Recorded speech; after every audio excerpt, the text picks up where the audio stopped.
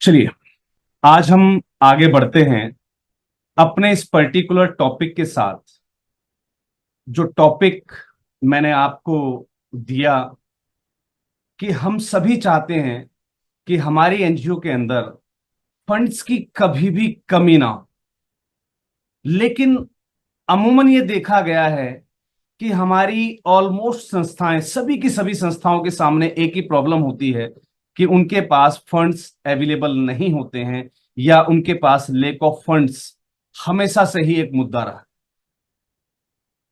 आखिर हम ऐसा क्या कर सकते हैं कि हमारी संस्था के अंदर कभी भी फंड्स की कोई दिक्कत, कोई कमी, कोई परेशानी रहे ही ना?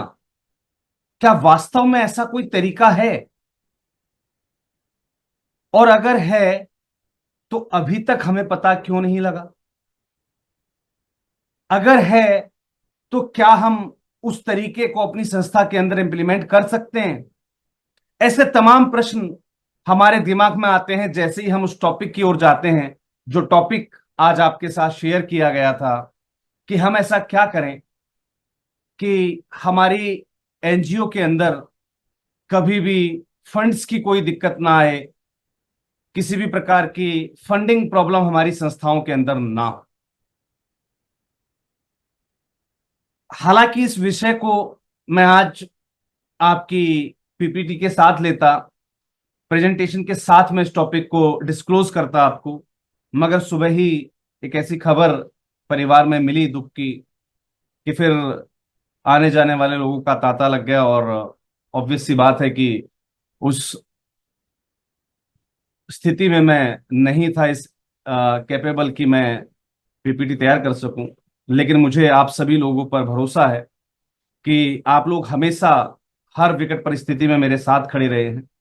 तो आज की इस मीटिंग को जब आप मेरे साथ अटेंड करें, इस मीटिंग के अंदर जो ज्ञान आज आप अर्जित करेंगे, आप अपने कॉपी और पेन के साथ, यानी कि आपकी जो नोटबुक है और आपके पेन के साथ अवेल रहेंगे, जिससे कि जो भी मैं आपको बताऊं, हालांकि प्रेजेंटेशन में होता और बेटर होता, मैं आपको लिखा हुआ दिखा सकता था या बता सकता था, लेकिन अब पीपीटी अवेलेबल नहीं है। तो कॉपी और पेन के साथ आपको अवेल रहना है इस पूरी मीटिंग के अंदर।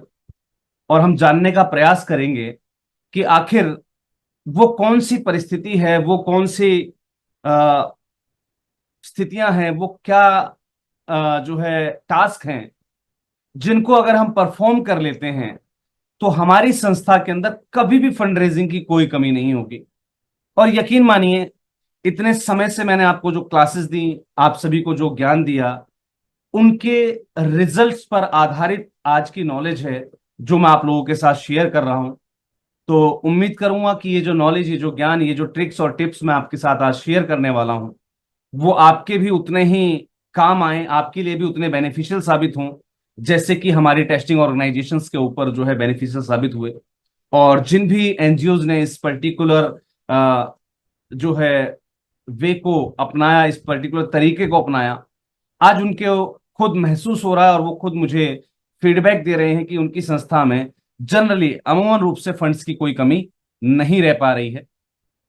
तो आखिर वो क्या तरीका है, वो क्या टिप्स हैं जो हम फॉलो अप कर सकते हैं?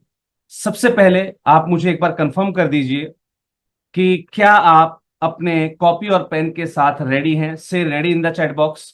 अगर आप अपने नोटबुक और पेन के साथ रेडी हैं, से ready in the chat box. मुझे दोनों बातें कंफर्म हो जाएंगी कि आप तक मेरी वॉइस भी प्रॉपर रूप से आ रही है और आप अब रेडी हैं वो सभी तरीके जानने के लिए जिनके माध्यम से आप अपनी संस्था को फाइनेंशियल फ्रीडम में लेकर जा सकते हैं। हालांकि ये जो आज का टॉपिक है, ये आपके उसी फाइनेंशियल फ्रीडम कोर्स से लिया गया है जो हमने आपको द एनजीओ गुरु के प्लेटफॉर्म पर दिया हुआ है। चलिए जी, बात करते हैं कि कैसे और वो क्या विधि है जिसके माध्यम से हमारी संस्था के पास कभी फंड्स की कोई कमी ना रहे। अब यहां पर दो बातें निकल कर आती हैं। मैंने आपसे जो कहा, वो मैंने ये कहा है कि आपकी संस्था के पास फंड्स की कोई कमी ना रहे। इसका आप दूसरा मतलब निकालिएगा मत। इसका आपको दूसरा मतलब नहीं निकालना है कि मेरी जेब में कभी पैसों की कमी ना रहे। याद रखिएगा, आपकी फाइनेंशियल स्ट्रेंथ में और संस्था की फाइनेंशियल स्ट्रेंथ में, दोनों में अंतर है। क्योंकि हमारे तमाम साथी ऐसे भी हैं जो अपनी जेब से इसको जोड़कर देखते हैं कि मेरी जेब में पर्याप्त अमाउंट हो मेरे खर्चों के लिए, मेरी पर्सनल लग्जरियस लाइफ के लिए, या मेरे ऐशो आराम के लिए। नहीं, यहां पर मैंने जो बात की है, जिस टॉपिक को आज हम लेकर चलेंगे, वो रहेगा सिर्फ हमारी संस्थाओं के पास फाइनेंशियल प्रॉब्लम कभी भी ना हो, लेक ऑफ फंड्स कभी भी ना हो। क्लियर है? तो दोनों चीजों को मर्ज मत कीजिएगा। सबसे पहला जो इस पर्टिकुलर वे में अगर हमें जो कदम उठाने हैं, उसमें सबसे पहला कदम जो होता है वो होता है अपने आप को पहचानना।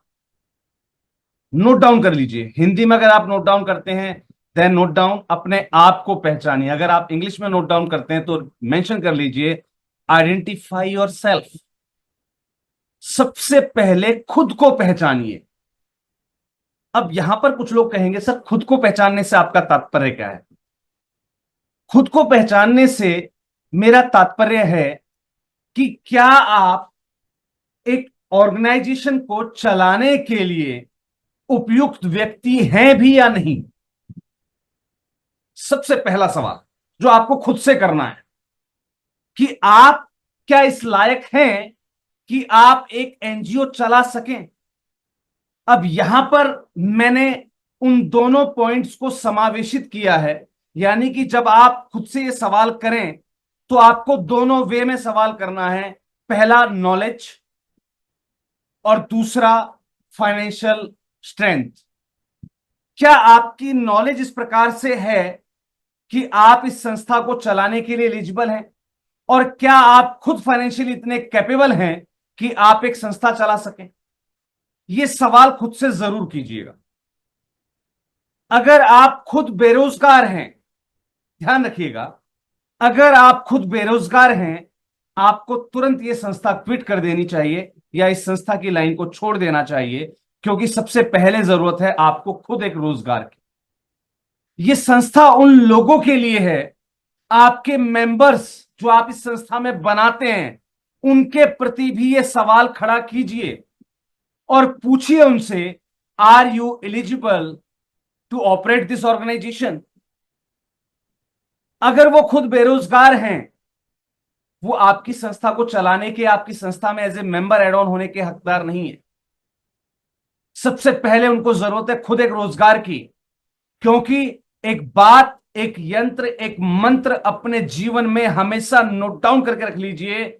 संस्था की लाइन, एनजीओ सेक्टर, समाज सेवा उन लोगों के लिए बनी हुई है जिनके पास खुद के अपने परिवार के लिए पर्याप्त है।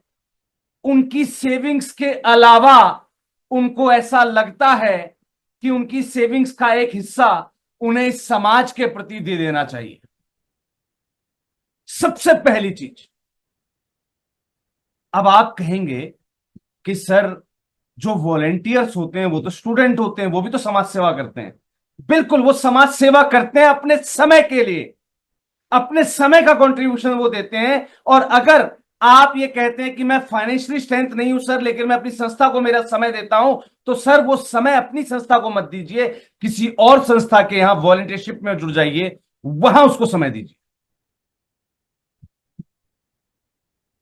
कुछ गहरी बातें हैं जो आज मैं आपके साथ शेयर कर रहा हूं, और अगर आपको लगता है कि मेरी संस्था के साथ मैं अपनी लाइफ के अंदर सक्सेसफुल नहीं हो पा रहा हूं, तो यकीन मानिए, या तो ये लाइन आपके लिए गलत है, या आप इस लाइन के लिए गलत हैं, या आप गलत तरीके से इस लाइन को ऑपरेट कर रहे हैं।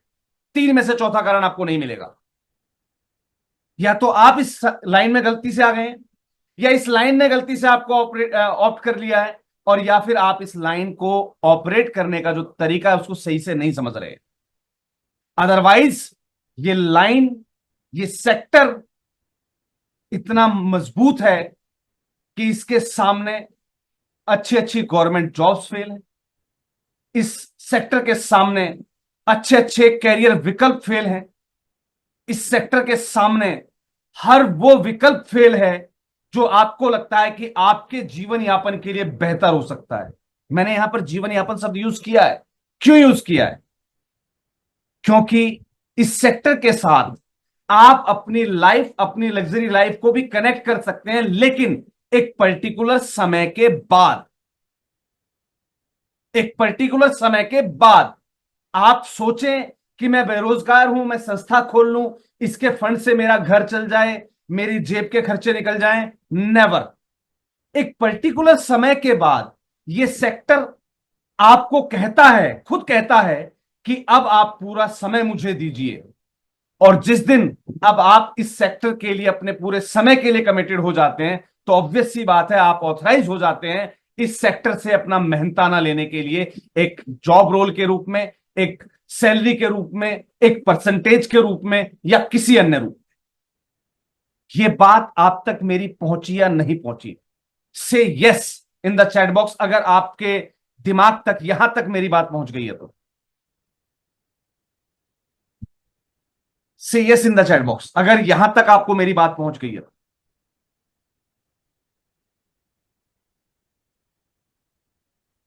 तो सबसे पहले खुद से सवाल करना है कि क्या मैं इस लाइन के लिए एलिजिबल हूं या नहीं। अगर आपके अंदर से एक जवाब आता है कि नहीं, देन कोई दिक्कत नहीं है।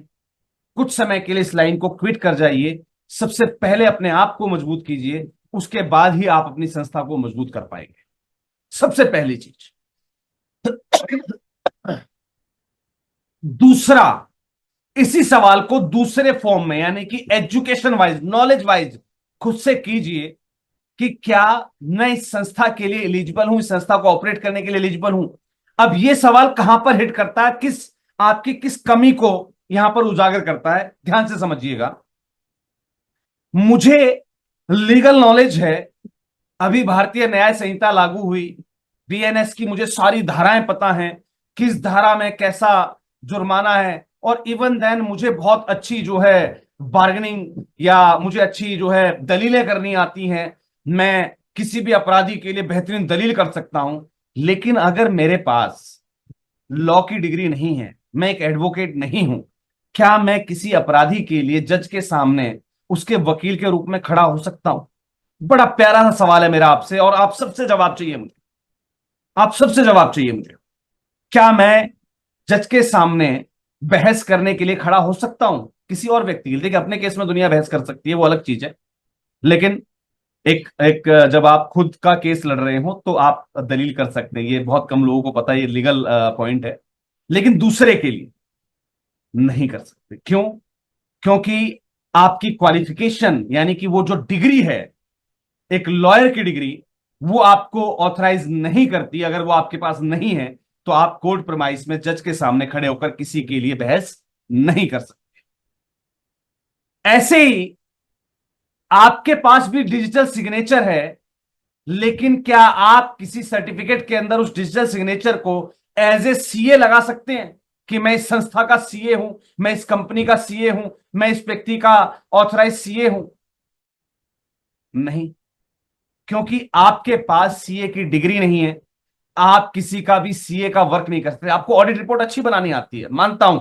आप संस्थाओं की ऑडिट को पिछले 15 साल से देखते हुए आ रहे हैं। आप किसी भी संस्था की बैलेंस शीट को देखकर उसके लिए बहुत अच्छी ऑडिट लिख सकते हैं, लेकिन क्या वो ऑथराइज्ड होगी?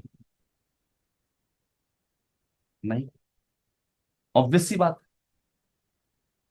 आपको एक मनुष्य के शरीर को बहुत अच्छे तरीके से आपको नॉलेज है। आप उसकी किसी भी वेन को काटकर उसे वापस जोड़ सकते हैं। आपने 12th के अंदर जब प्रैक्टिकल किया, आपने मेंढक को काटा, उसके सारे तिल विल गुर्दे पुर्दे सब निकाल के देख रखे हैं। आपको लगता है कि ऐसे ही आप इंसान को ऑपरेट कर सकते हैं, लेकिन क्या हमारा नियम, हमारा कानून, हमारा संविधान, ये देश आपको अलाउ करेगा कि आप किसी व्यक्ति को ऑपरेट कर सकें? अगर आप एमबीबीएस नहीं है, एक ऑथराइज जो है डॉक्टर नहीं है तो।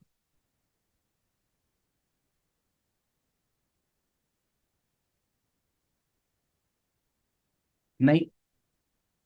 एक टीचर के रूप में आपके पास बीएड डीएड नहीं है, आपको नॉलेज बहुत अच्छी है, आपने भले ही 10वीं तक पढ़ाई की हो, 10वीं के बाद आपने 12th भी करी, आपके सर्टिफिकेट खो गए, कोई दिक्कत नहीं, आपने 12th के बिहाफ पर डिग्री विग्री सब कर रखी थी, लेकिन वो डिग्रियां आज आपके पास नहीं है, वो खो गई, आप यूनिवर्सिटी से लेकर नहीं आए, तो क्या आप कहीं गवर्नमेंट जॉब में या कहीं भी एज ए टीचर वर्क कर सकते हैं बिना उस बीएड और डीएड की डिग्री के?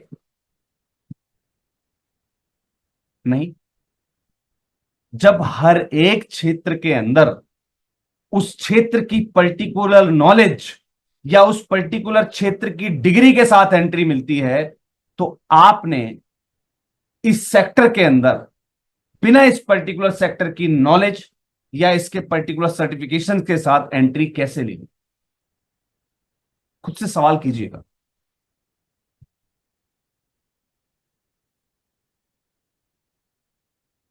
खुद से सवाल कीजिए। अब यहां पर हम बात करते हैं कि सर अब मेरी उम्र 50 साल है, क्या मैं अब बीएड, ये जो सॉरी, ये बीएसडब्ल्यू एमएसडब्ल्यू करने जाऊं? नहीं। हर एक चीज का एक विकल्प है। विकल्प क्या होता है? मुझे लॉ की नॉलेज अच्छी है, खुदा ना खास्ता कल को मेरे ऊपर कोई आपत्ति आ गई, मुझे किसी के ऊपर केस करना पड़ा या किसी ने मेरे ऊपर केस कर दिया, मैं खुद के लिए बहस कर सकता हूं या नहीं? से यस और नो। चलिए अब जल्दी से बताइए। यस, है ना? मेरे खुद को बच्चों को पढ़ाने के लिए मैंने अपना कोई स्कूल ऑपरेट किया है, मैं किसी को कोचिंग देना चाहता हूं, अपनी संस्था के माध्यम से बच्चों को फ्री एजुकेशन दे देना चाहता हूं, क्या वहां मेरी डिग्री की आवश्यकता पड़ेगी, बीएड और डीएड की? से यस और नो। चलिए जी। नहीं पड़ी ना जरूरत खुद के काम में। चलिए जी, बात करते हैं सीए की। मुझे सीए की लिखी हुई ऑडिट रिपोर्ट पसंद नहीं आती। मैं चाहता हूं सर, मुझे बहुत अच्छी नॉलेज है, मैंने तमाम बड़ी बड़ी एनजीओ की रिपोर्ट देखी है, मैं अपनी ऑडिट रिपोर्ट खुद तैयार करता हूं, सिर्फ आप अपने अकाउंट्स, मेरे अकाउंट्स, मेरी बैंक स्टेटमेंट, सारी चीजों को आप वेरीफाई कर लीजिए, उसके बाद सीए साहब अपनी मोहर लगा देना। क्या वो एग्री करेगा या नहीं?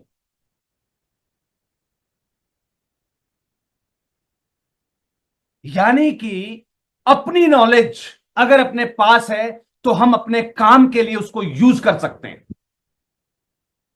मैं अपनी ऑडिट लिख के दे सकता हूं मेरे सीए को कि सर मैंने लिख दिया, सिर्फ सिर्फ लिखने का काम मैंने किया है, बाकी आप वेरीफाई कर लो पूरी, और आप अगर संतुष्ट हो तो इस पे मोहर कर देना कि हाँ ये आपने बनाई है।